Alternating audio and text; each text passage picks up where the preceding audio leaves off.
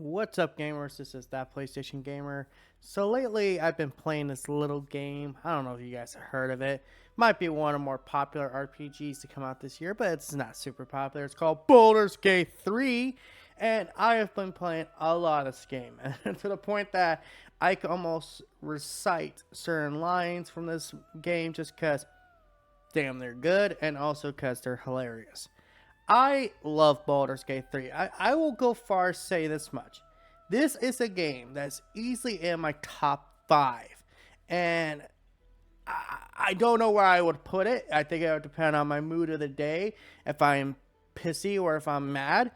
But the fact is, I like Baldur's Gate 3 a lot. And this was a game that just 100% I was going to let slide, but it just kind of kept gnawing at my head, just kind of kept gnawing at my brain like a rat, just like, yeah, I don't know if you guys could hear that, but yeah, Baldur's Gate 3 is a fantastic game, and this is after me doing not three complete playthroughs, but I'm on my third playthrough with my paladin character, and I gotta talk about this game. First off, let's talk about the fact that the studio that made this game is not owned by a big publisher. Now, do you know how rare that is these days? This game is essentially an indie game, and it looks better than most AAA games coming out. Starfield. Sorry, I had something caught in my throat. I think I call it the Todd Howard disease. But yes, Baldur's Gate 3 is better looking than most games that have come out this year. I go far as say that this game is better looking than games like Hogwarts Legacy or Starfield. Or, if you guys want to get ballsy here, it might look a little bit better than Spider-Man 2. Now, that's not to say Baldur's Gate 3 is flawless when it comes to its graphics. I did notice some graphical glitches here and there. I did notice that for whatever reason, the game would toggle the underclothes on when they were supposed to be in their armor. And I was like, oh, goddamn, where do I do this? And that's one thing I will say about this game. This game is fun to play on console, but good lord, the controller was not meant for something that has like all these options. Granted, they do a very good job at kind of working around that, but it's still kind of one of those situations like you gotta learn what buttons to push at what time instead of just pushing everything and hoping something happens. So yeah, controls are a little bit weird. At least with the controller. For PC, I wouldn't know because I don't play on PC because my computer would not be able to handle this game. Period. I think my computer would literally explode at trying. So next I really want to applaud this game for is the story. Now, I first was told this was a D&D game. I'm like, great. We're going to have the typical, I'm going to slay the dragon because dragon bad thing. Nope. Far from that, actually. We got a alien invasion of sorts, and we got dungeons, and we got dragons, and we got sorcery, and we got all this extra stuff, these characters that have these huge backstories that themselves could qualify as a main quest. We have companions that are very compelling, characters like Shadowheart, Waylon, I keep calling him Waylon, Gale. Just basically, your entire party is very compelling. The only one I didn't find very compelling was the suspicious looking, pale skinned elf. He's the only one I thought was, I don't know what he's been up to, but late at night, he's been walking away and doing something, so, yeah. But yeah, I love the characters in this game. I love the story. I think that they nailed it like perfectly. And it helps that the voice acting cast is very believable. They definitely put a lot into the performance of these characters. More in particular, I know it's kind of like with, I guess you would technically say, the dungeon master or the narrator. They're very good at kind of like describing things, like how they're supposed to feel in the moment and all that stuff. I really do like that, attention to detail, because your character doesn't talk except for like maybe like little brief bits of dialogue, which is nice. So you get to play as a silent protagonist, and this is where I give this game the biggest applause. Like, good lord, man, oh man, give these guys an award. Give them Game of the Year for this. This game is the definition of freedom. You can play this game any way you want. You want to play this game throwing fucking children at people? You know, you can find a way to do it. I'm pretty sure it'd be hilarious. You want to play it with only daggers? You could do it. You want to play as a dwarf rogue? You can. You want to play as a non-binary dragon person with who looks like a woman, as you know, gender as a woman, but has a giant fucking schlong? Guess what? You can do it. Baldur's Gate doesn't say no, and that's the best part about this game, is that you can handle any situation any way you want. You want to be an asshole who just wipes out all these poor little tieflings who are just trying to get to Baldur's Gate, trying to make a better life, but you say to yourself, fuck that. I want to wipe all these little bastards out, and I want to wipe out the druids with them because they are annoying fucking hippies. You can do it. And that's what I love about Baldur's Gate 3. This is why it's such a good game in my opinion. It's a game that has challenge. It's a game that's fun, though. It's a game that allows you to handle a situation any way you want.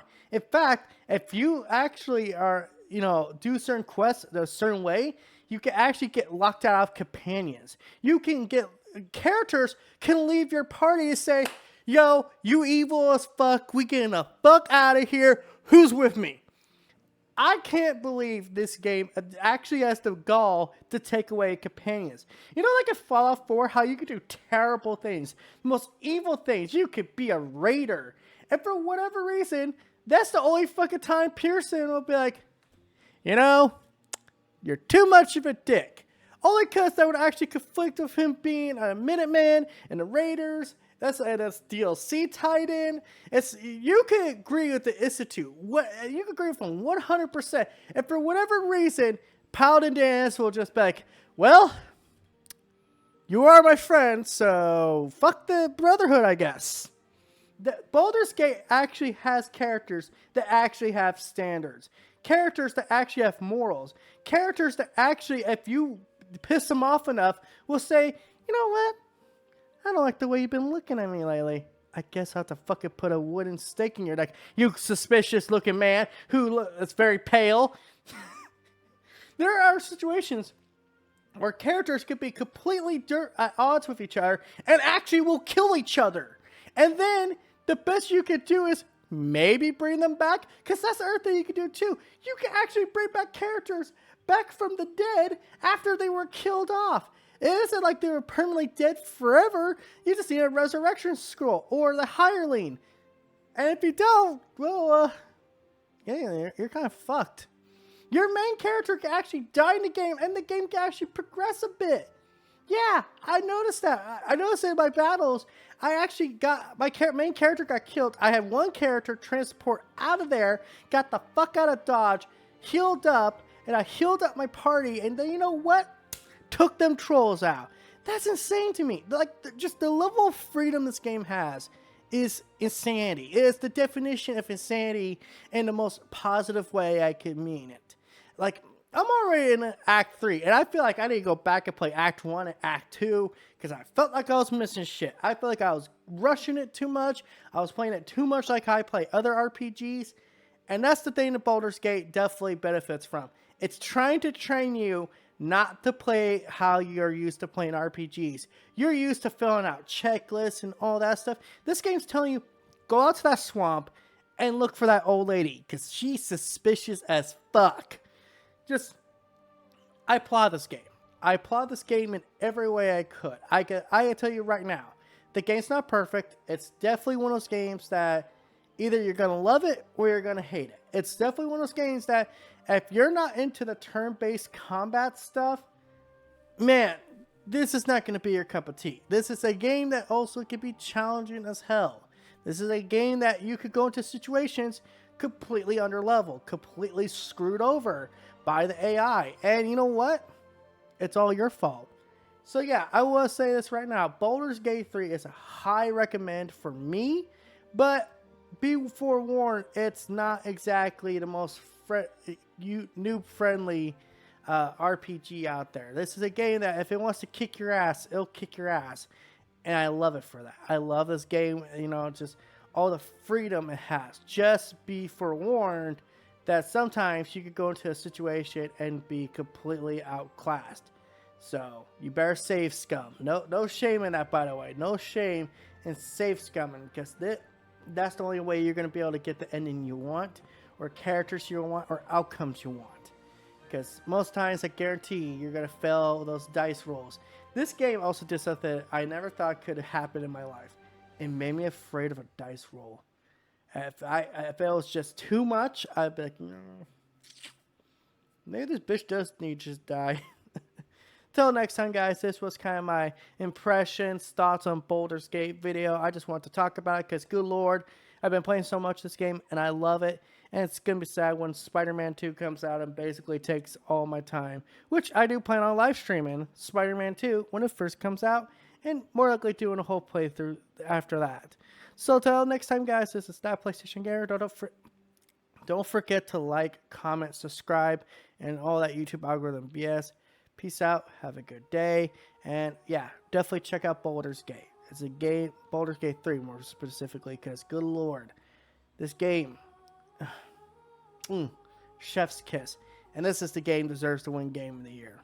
This should be Terrace of the Kingdom and Starfield easy. That's my thoughts.